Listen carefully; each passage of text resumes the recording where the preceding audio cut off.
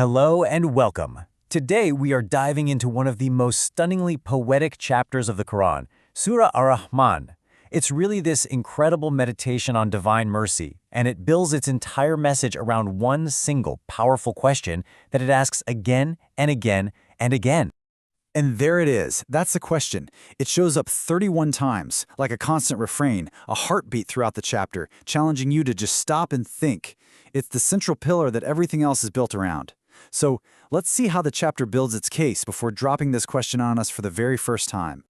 You know, what's so interesting is that the chapter doesn't start with creating the universe or anything like that.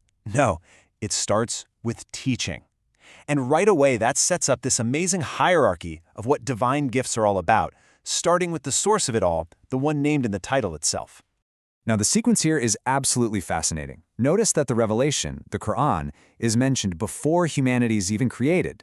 The message here seems to be that divine guidance is the #1 gift. Our whole existence is framed by our ability to understand that guidance, which we can only do through the gift of speech. These are laid out as the absolute foundational favors.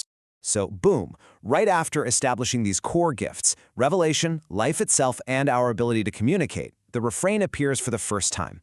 It immediately makes you think about the value of things we probably just take for granted every single day. And from this point, the scope of what counts as a favor is about to get way, way bigger.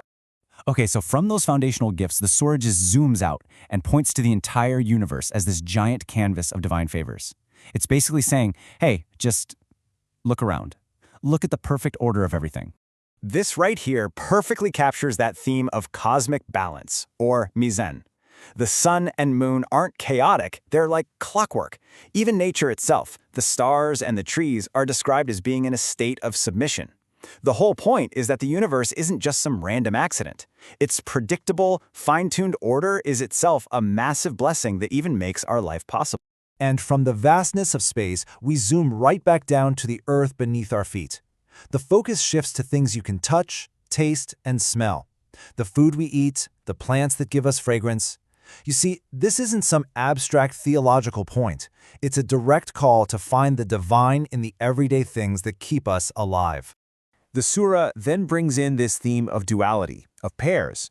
It's speaking to both humankind and the jinn, two totally different creations from different sources. This comparison really highlights the sheer diversity of creation and shows that the Lord's power extends over all these different forms of life.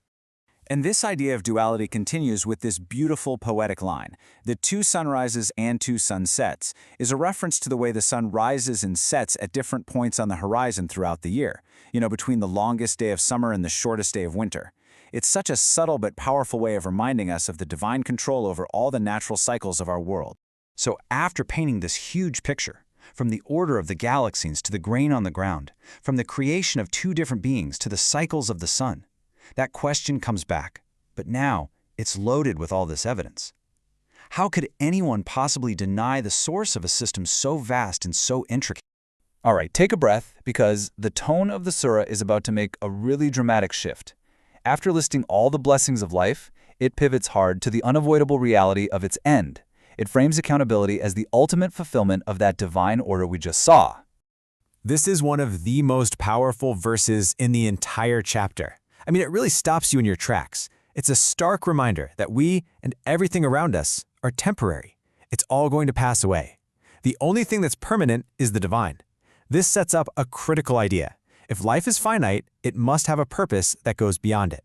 The description of this day is just so intense and vivid. The cosmos itself is coming undone. And notice that last point. No one will be asked about their sins. The text implies their state is going to be totally self-evident.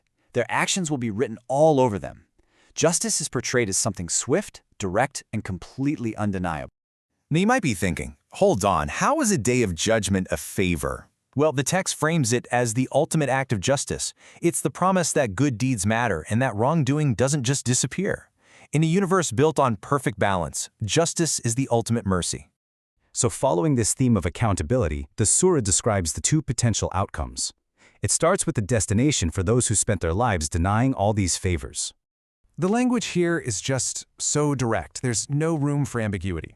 The very reality that was dismissed and denied in life is now presented as an unavoidable, in-your-face truth. The description is brief, but it's harrowing. It paints this picture of a perpetual, inescapable loop of torment. It's a really severe warning, for sure, but it also serves to set up a powerful, incredible contrast. And here is that contrast. The surah immediately pivots from total despair to absolute hope. It details the reward for those who lived with an awareness of their Lord and of that day of reckoning. The key phrase here is feared the standing. It doesn't just mean being scared, it implies a sense of deep awe, reverence, and accountability. And the reward for that consciousness isn't just one garden, it's two. This theme of doubling is a sign of just how immense the generosity is. I mean, just listen to that description. It's so sensory and beautiful. It's a picture of pure, overflowing abundance, springs flowing, every kind of fruit you can imagine. This isn't just some reward, it's a vision of ultimate peace and fulfillment, the direct result of a life lived mindfully. And just when you think, wow, that's an incredible reward, the text reveals that there are another 2 gardens on top of the first 2.